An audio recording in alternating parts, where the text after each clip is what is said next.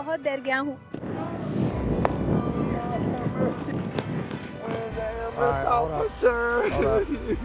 Mother's day के कुछ घंटे बाद रात 1:30 बजे ऑरेंज काउंटी शेरिफ के अधिकारी ऑरलैंडो ईस्ट साइड पर गोलीबारी की घटना पर पहुंचते हैं। अधिकारियों के घटना स्थल पर पहुंचने पर वहां अफरा तफरी का माहौल मिलता है।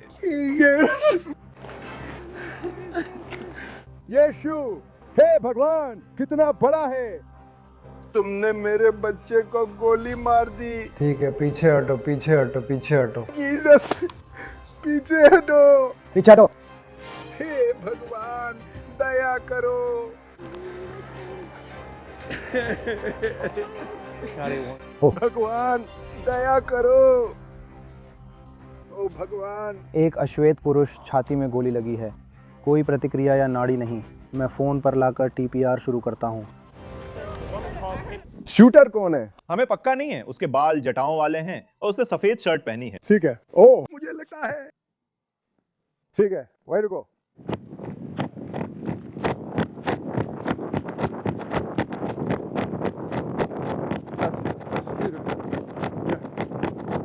उसके पिछवाड़े में गोली मारो, अभी करो। मुझे उसे वहां चाहिए। रुको, यहाँ फोन पर। तुम फोन पर हो? याओ। मैं उससे फोन पर बात कर रहा हूँ। ठीक है, रुक जाओ। मैं वही हूँ। तुम किस तरफ इशारा कर रहे हो? डिप्टी ने कहा रुक जाओ। रुको, यह मेरा घर है। तुम किस ओर इशारा कर रहे हो? रुको। रुक जाओ। अपना हाथ अपनी पीठ के पीछे रखो, अभी करो। फोन नीचे रखो। फोन नीचे रखो। क्या आप हमें इशारा कर रहे थे? नहीं, मैंने उसे गोली मारी क्योंकि उसने मुझ पर मेरे घर में हमला किया। मैं आपकी हथेलियां पकड़ने की कोशिश कर रहा हूं ताकि हथकड़ी लगाना आसान हो जाए। हाँ? मैं यही हूँ। शूटर खुद को 29 वर्षीय लॉरेंस डॉहर्टी के रूप में बताता है। क्या आप मुझे घर के सामने छोड़ सकते हैं? नहीं, हम इस कार के पीछे जा रहे हैं। ये बहुत बेवकूफी है। शूटर ये रखा था, सर। यह मेरा घर है। ठीक है, फिलहाल हमें बस हिरासत में लिया गया है। ये मेरा घर है। यह सचमुच मेरा घर है। बस ये पक्का कर रहा हूँ कि आपके पास कुछ नहीं है। मेरे पास कुछ नहीं है। क्या हम मेरे घर जा सकते हैं बॉस? अभी नहीं। अभी नहीं यार। क्यों? क्योंकि अभी इसे एक अपराध स्थल माना जा रहा है। तो मेरे पास कुछ भी नहीं है। कृपया एक बार फिर से जांचने दें। मान लो भाई। क्या तुम्हें लगता है कि हम बैठने जा रहे हैं दोस्त? ठीक है। हाँ। रुको, जाके बैठ जाओ। क्या मैं अपने वकील को फोन कर सकता हूँ? रुको। हाँ? मैं अभी फोन नहीं उठा सकता। अभी आपको हिरासत में लिया जा रहा है। आगे बढ़ो और 1 मिनट के लिए बीट डालो।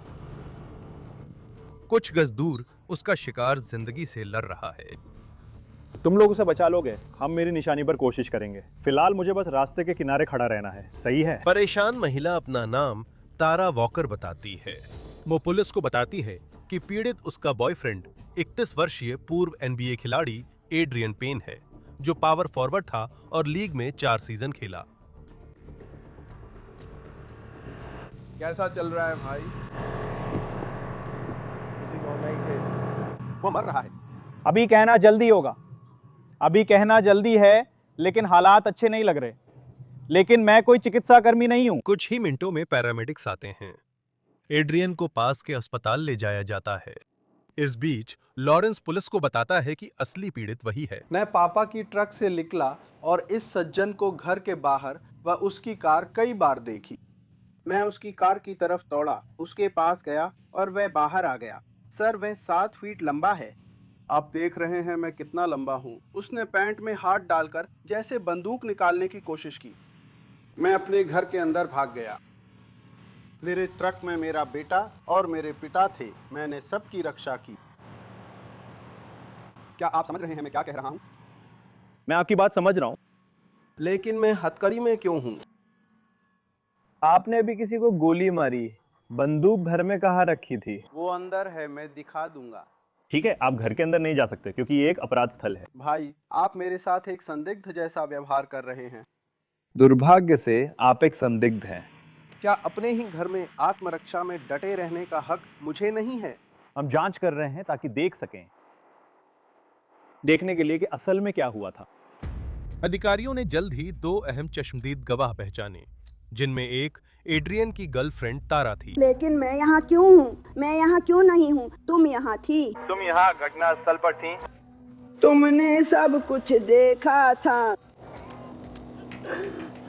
काश वो मेरे साथ कभी नहीं आया होता। काश, हे भगवान, काश मैं वापस जाकर मर जाती। काश वो कभी नहीं आया होता। मैं इतनी जाओ एरी। दूसरे चश्मदीद गवाह लॉरेंस के पिता लैरी भी सदमे में लग रहे हैं। सर एक सांस लीजिए, मुझे पता है ये बहुत है, मेरे लिए एक सांस लीजिए, ठीक है? सुनिए। क्या अब तक क्या हुआ? मैं अपने बेटे और उसके बेटे को ला रहा था। ओह, क्या ये वही घर है?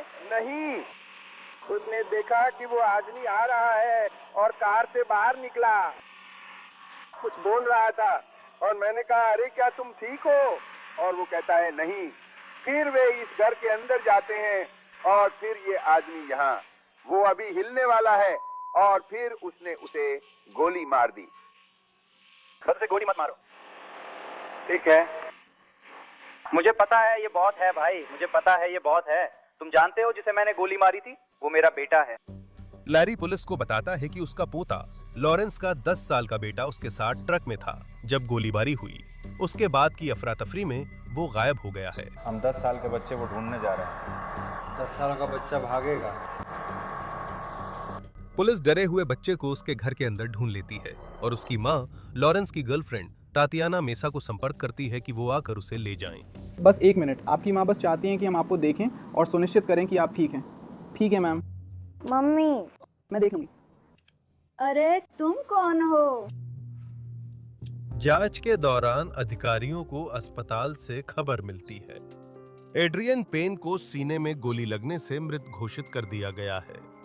उसी सुबह लॉरेंस डोहर्टी पर फर्स्ट डिग्री मर्डर का आरोप लगता है।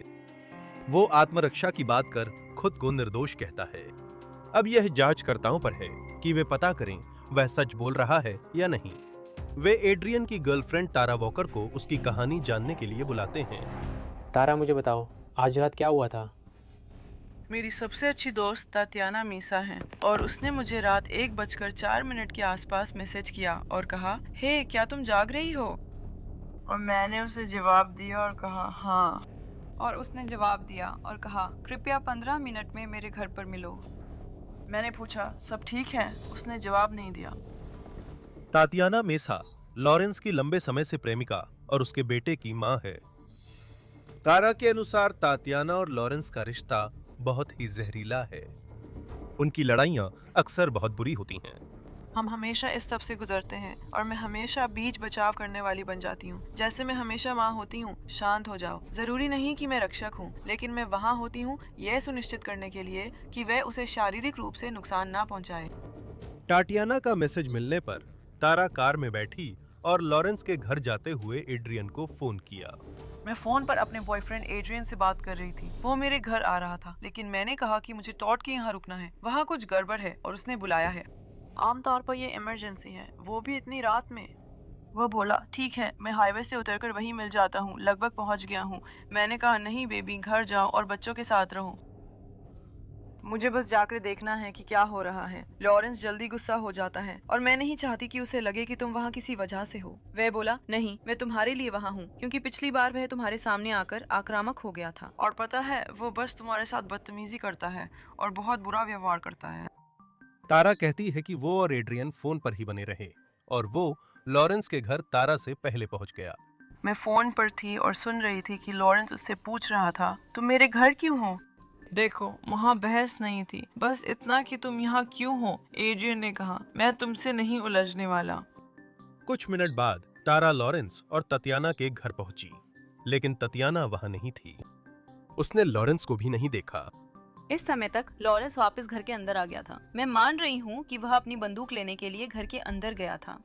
तारा कहती है कि एड्रियन ने अपनी कार लॉरेंस के घर के सामने सड़क पर खड़ी की हुई थी।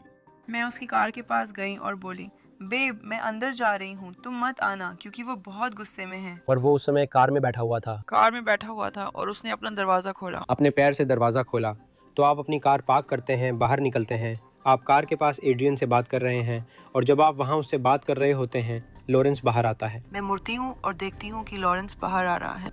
मैं थोड़ी धीमी हो जाती हूँ क्योंकि मुझे उसकी सफ़ेद शर्ट में कुछ ऐसा छिपा हुआ दिखता है। ठीक है, क्या आप तुरंत बता सकती थी कि वो क्या था? हाँ, मुझे पता था कि वो एक बंदूक थी। ठीक है, आपको कैसे पता चला कि वो एक बंदूक थी? जिस तरह से वो उसे पकड़े हुए था, जिस तरह से वो खुद को पकड़े हुए था। और मैंने सुना कि लैरी ने कहा, लॉरेंस तुम्हारे पास क्या है, तुम क्या कर रहे हो, जैसे लॉरेंस तुम क्या कर रहे हो। और फिर लॉरेंस ने अपनी बंदूक निकाली और उसे ऊपर उठाया और मैंने अपने हाथ ऊपर कर दिए और मैं बोली, प्लीज लॉरेंस, टॉड ने हमें बुलाया था, टॉड ने मुझे बुलाया था। वो नहीं, वो यहाँ मेरे लिए है, ये देखने के लिए कि मैं ठीक हूँ। और वो बोला, तुम यहाँ क्यों हो? और फिर उसने उसे गोली मार दी। और फिर मैंने वापस मुड़कर देखा। मैंने देखा एड्रियन ने सीना पकड़ा, पैसेंजर साइड झुका और फिर ड्राइवर साइड लौट आया। और मैं देख रही थी कि लॉरेंस बस अपने बालों को पीछे करता है और फिर मुड़कर ऐसे ही धीरे धीरे घर के अंदर चला जाता है जैसे कुछ हुआ ही नहीं। ठीक है, क्या लॉरेंस ने तुम यहाँ क्यों हो के अलावा कुछ कहा? कुछ नहीं। तुमने कितनी गोलियों की आवाज सुनी? एक? सिर्फ एक? ठीक है, उस समय एड्रियन के हाथ में कुछ था? नहीं। ठीक है। क्या उसके हाथ में मोबाइल तक नहीं था? उसने मोबाइल नहीं उठाया, बस वहाँ बैठा देख रहा था। ठीक है। दोनों हाथ देखो, साफ दिख रहा है वो क्या कर रहा है। ठीक है, क्या एड्रियन के पास बंदूक है? नहीं। तो उसके पास बंदूक नहीं थी जब आप वहाँ थे, तब भी नहीं थी? उसने कभी ऐसा नहीं जताया कि उसके पास बंदूक है? नहीं। तारा, क्या आप दायां हाथ उठा सकती हैं और कसम खाती हैं कि आज की सभी बातें सच हैं? मैं कसम खाती हूँ। काश ऐसा ना होता, भगवान, काश ऐसा ना होता, काश ये सब एक सपना होता। हे भगवान। जासूसों से बात करते हुए टटियाना मेसा ने बताया कि उसने तारा को मैसेज कर घटनास्थल पर बुलाया था।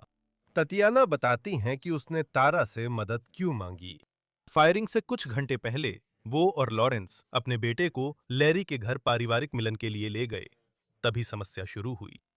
रसोई में समय बिताया जा रहा था, मदर्स डे मना रहे थे और फिर आप जानते हैं हम बस कुछ पुराने समय के बारे में बात कर रहे थे, खासकर मेरे अतीत के बारे में। और वो बस नाराज हो रहा था और मैं भी जाहिर है उसके अतीत को लेकर परेशान हो रही थी। और जैसे जैसे बातचीत बढ़ती गई, आप जानते हैं उसने मेरे अतीत के बारे में कुछ बातें कहीं जो मुझे सच में बहुत परेशान कर गई। तो जब वो मेरे सामने आके मेरे बिल्कुल करीब होके इसके बारे में बात कर रहा था तो मैंने उसे थोड़ा पीछे धकेल दिया और उसने भी मुझे पीछे धकेल दिया। तभी उसने कहा कि वो घर जाना चाहता है। तात्याता कहते हैं कि लैरी ने उन्हें लिफ्ट देने की पेशकश की। फिर वो लॉरेंस को आपके 10 साल के बच्चे के साथ घर छोड़ने गया और आप पीछे रह गए। तात्याना पीछे रह गईं और तारा को लॉरेंस के घर मिलने का मैसेज किया। तारा ने कॉल किया तो वो तब भी लैरी के घर पर थीं। उन्होंने आपको क्या बताया? उन्होंने कहा एड्रियन मर गए हैं। और क्या उन्होंने आपको बताया कि ऐसा कैसे हुआ? क्या उन्होंने आपको कुछ भी बताया? उन्होंने मुझे कुछ भी नहीं समझाया है। तात्याना वहां नहीं थी, इसलिए वह गोलीबारी पर कुछ नहीं कह सकती, लेकिन लॉरेंस के पिता लैरी कह सकते हैं। मुझे समझाने में मदद करें कि आज रात यहाँ क्या हुआ। मैं बेटे को घर ला रहा था और पोते को ट्रक में बैठाया था। हमने एक गाड़ी देखी, मुझे एसयूवी लगी क्योंकि उसकी तेज लाइट्स ट्रक की ओर थी। मैंने पूछा, लॉरेंस वो कौन था? उसने कहा उसे नहीं पता और बड़बड़ाया। वो ट्रक से बाहर निकल गया।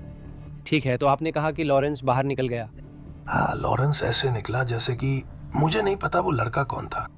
मैं अभी बस ये पहली बार है जब मैंने उससे देखा है। और वो उस आदमी के पास गया उससे बात करने के लिए। वो आदमी बहुत लंबा था और उसने उससे कुछ बातें की। और जब वो वापस जा रहा था और मैंने पूछा सब ठीक है, और वो मेरा ख्याल है मुझे नहीं पता, उसने मुझे नहीं पता कहा था या कुछ और, सही है। लेकिन फिर मैंने देखा कि वो आदमी गाड़ी से फिर बाहर निकला जैसे उसने कोई हरकत की हो। और मैंने देखा, मैंने कहा तुम क्या कर रहे हो? अगली ही बात जो मुझे पता चली, मैंने गोली चलने की आवाज सुनी। मैं चिल्लाने और शोर मचाने लगा। सब कुछ बहुत जल्दी जल्दी हो गया। सही है। जब आपने गोली चलने की आवाज सुनी तब भी आप अपनी ट्रक के अंदर ही थे? ठीक है। मैं खिड़की से बाहर देख रहा था। तो गोली चलने के बाद लॉरेंस क्या करता है? मुझे नहीं पता। मुझे नहीं पता उसने क्या किया। मैंने कुछ भी होते हुए नहीं देखा। तो आप अपनी ट्रक से बाहर निकलते हैं? मैं दौड़कर ये देखने जाता हूँ कि उस लड़के के साथ क्या हो रहा है। ठीक है। मैंने उसे कार में गोली लगी हुई हालत में देखा। मैं CPR देने की कोशिश करता हूँ। ठीक है, क्या आपने उस कार से बाहर निकाला? क्या वो बीमार था? नहीं, मैं उसे कह रहा था कि मेरे साथ रहो। मैंने उसका हाथ पकड़ा, देखा कि मुझे कुछ महसूस हो रहा है या नहीं। ठीक है। शुरुआत में मुझे उसकी आवाज सुनाई दे रही थी। मैं उसकी आवाज सुन रहा था। ठीक है। मैं उसकी आवाज सुन सकता था। मेरे साथ रहो लड़के, मेरे साथ रहो। ठीक है। मैंने उसका हाथ पकड़ा और आखिर में तुम पूरी तरह से आश्वस्त हो जाओगे।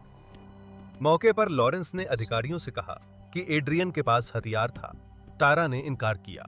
जांचकर्ताओं ने यही सवाल लैरी से पूछा। क्या आपने कभी उसे बंदूक निकालते देखा? नहीं। क्या उसके हाथ ऐसे उठे जैसे वो बंदूक पकड़े हो? जहाँ तक मुझे पता है ऐसा नहीं हुआ। घटना स्थल पर एड्रियन के पास बंदूक नहीं मिली, इसलिए पुलिस ने उसकी कार की तलाशी ली।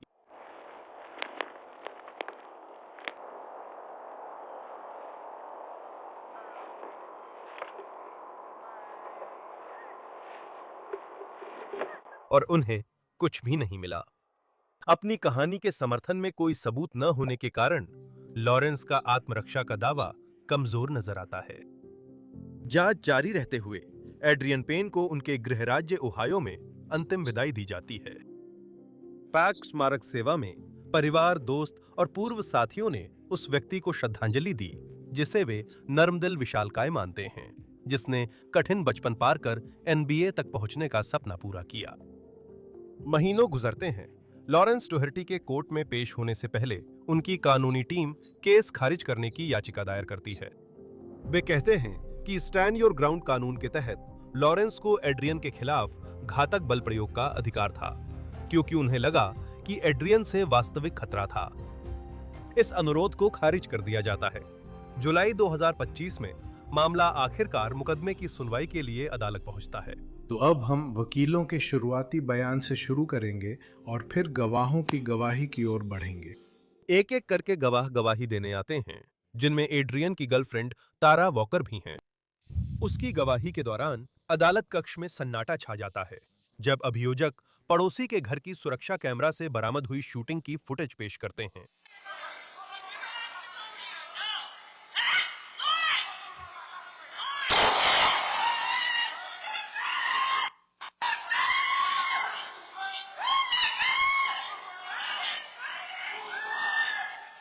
मैं उस पर लौटकर वीडियो में सुनाई देने वाली कुछ आवाजों और चीजों पर आपसे सवाल पूछना चाहता हूं। ठीक है।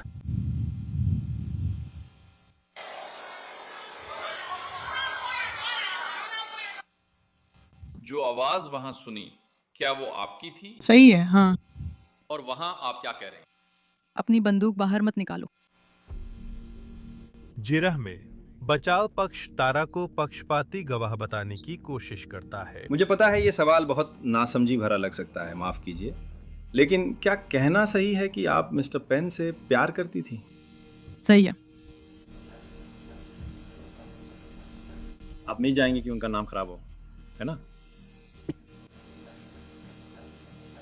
ये सच है, आप उनका नाम बचाने के लिए कुछ भी करेंगी, है ना?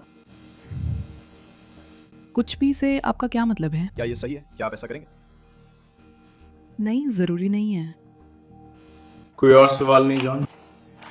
मुकदमे से पहले सभी सोच रहे हैं, क्या लॉरेंस खुद अपनी सफाई में गवाही देंगे? तारा की गवाही के कुछ घंटे बाद सवाल का जवाब मिल जाता है। ठीक है, अपना पहला गवाह बुलाएं। मैं मिस्टर लॉरेंस डोहर्टी को बुलाना चाहूंगा। मिस्टर डोहर्टी, कृपया गवाह के कटघरे में आ जाएं। क्या आपको 9 मई 2022 को क्या हुआ याद है? जी हाँ, मुझे याद है। क्या आपने अदालत और जूरी को बताया था कि क्या हुआ था? तो रात करीब 1:30 बजे मैं, मेरा बेटा और मेरे पिताजी मेरे घर गए थे। मेरे पिताजी मुझे और मेरे बेटे को घर छोड़ने जा रहे थे, और जैसे ही हम पहुँचे मैंने देखा कि मेरी घर के कोने पर एक कार खड़ी है। मैंने मान लिया कि वो तारा थी। तो मुझे अजीब लगा क्योंकि वो आमतौर पर ड्राइववे में पार्क करती थी, लेकिन उसने कार वहीं खड़ी की थी। या घर के सामने। तो मैं वहाँ गया उससे मिलने के लिए और पूछा, अरे तुम यहाँ क्यों पार्क की हुई हो? और मिस्टर पेन कार से बाहर निकलते हैं और जब वे कार से निकलते हैं वो मुझे नीचे देख रहे हैं, हाथ कमरबंद में है और मैं देख सकता हूँ कि उनकी कमर के पास कुछ चांदी जैसा उनकी कमर के किनारे से बाहर निकला हुआ है जिस पर उनका हाथ रखा हुआ है।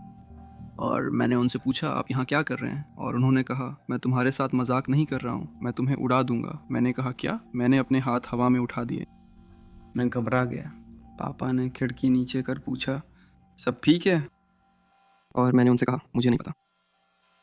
तो मैं अपने घर के अंदर चला गया। मैंने बेटे को सुरक्षित अंदर लाने के लिए बंदूक निकाली। जैसे ही मैं बाहर आया देखा मिस्टर पेन ने कार आगे बढ़ा ली थी। वो फिर से कार से बाहर आए हैं। मैं ड्राइववे में खड़ा उनसे पूछ रहा हूँ, आप यहाँ क्यों हैं? क्या कर रहे हैं? आप यहाँ क्यों हैं? क्या आप कृपया जा सकते हैं? क्या आप कृपया जा सकते हैं? और वो बस मुझे घूर रहा है। क्या आपका उसके साथ कोई रिश्ता था? नहीं सर। क्या आपने उसे अपने घर बुलाया था? माफ कीजिए? नहीं सर। आप वापस घर के अंदर क्यों गए? आप घर के अंदर क्यों गए? क्योंकि मुझे लगा, मैंने सोचा कि मैं मरने वाला हूँ। लेकिन आपको ऐसा क्यों लगा? वो मेरे घर के बाहर है और धमकी दे रहा है कि मुझे मार देगा। मैं बाहर हूँ, पिता भी बाहर है। वो वहाँ अकेला है, मैंने नहीं किया। जब आप बाहर लौटे आपके पास ये आग्नेयास्त्र था। क्या आपके पास छुपा हथियार रखने का परमिट था? हाँ सर। क्या आपने पहले आत्मरक्षा की कक्षाएं ली थी? हाँ सर। जब आप बाहर आईं तो क्या आपने उस समय और कुछ कहा था? हाँ। अगर कुछ कहा था तो क्या कहा था? मैंने कहा, क्या आप कृपया यहाँ से जा सकते हैं? आप यहाँ क्यों हैं? क्या आप कृपया जा सकते हैं? आप यहाँ किस लिए आए हैं?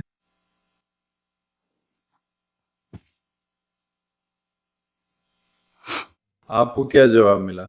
उसने कुछ नहीं कहा, वो बस मुझे घूर रहा था।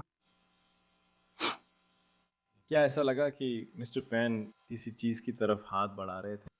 हाँ, जब मैं कह रहा था, आप यहाँ क्यों हैं? आपको यहाँ से जाना चाहिए, आपको यहाँ से जाना चाहिए। आप यहाँ क्यों हैं? मैंने उसे ऐसे करते देखा। उसने हाथ ऊपर किया जैसे वो मेरी ओर बंदूक ताने हो। मैंने एक बार गोली चलाई, पुलिस को फ़ोन किया और अपने बेटे को घर के अंदर ले गया। मिस्टर डोहर्टी, मैं आपसे सवाल पूछूंगा। क्या आपने मिस्टर के हाथ में या उनके पास कोई आग्नेयास्त्र देखा था? हाँ? क्या आपको अपनी जान खतरे में महसूस हुई थी? हाँ, मुझे, मेरे बेटे और पिता को। कोई और सवाल नहीं है जॉन? जिरह के दौरान अभियोजन पक्ष लॉरेंस की गवाही पर जोरदार सवाल करता है। मैं उन कुछ और बातों के बारे में बात करना चाहता हूं जो आपने अपनी मुख्य गवाही में कही थी। 5-10 मिनट पहले जब आपके वकील ने आपसे पूछा था तो आपने अपनी गवाही में बहुत स्पष्ट रूप से जवाब दिया था। क्या आपने कोई आग्नेयास्त्र देखा था, है ना? आपने 10 मिनट पहले कहा था, हाँ मैंने आग्नेयास्त्र देखा था। यही आपकी गवाही थी, सही? सही है? सही है। नाटकीय पल में लॉरेंस का जांच अधिकारियों को पहले दिया गया बयान अब उसके लिए मुसीबत बन गया है।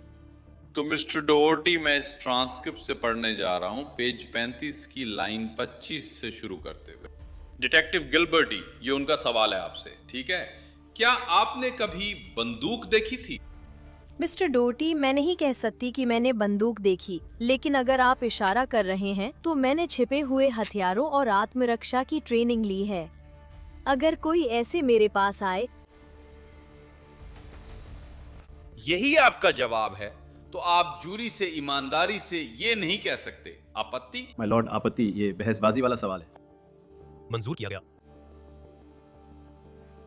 आप निश्चित रूप से ये नहीं कह सकते कि आपने बंदूक देखी थी। नहीं कह सकते, कोई आपत्ति नहीं। माय लॉर्ड, वही आपत्ति। ये बहसबाजी वाला सवाल है। मंजूर किया गया। मैं 7-8 घंटे तक पुलिस की गाड़ी की पिछली सीट पर बैठा इंतज़ार कर रहा था। मैं 6-7 घंटे तक इंटरव्यू रूम में था। मैंने नींद नहीं ली थी। मैं बेहद थक चुका था और जो कुछ हुआ उसकी मेरी याददाश्त शायद आप जानते हैं वैसी नहीं रही होगी। मुझे नहीं पता। ठीक है, तो आपने तब ये नहीं कहा था, लेकिन अब आप ये कह रहे हैं, सही है? मैंने कहा था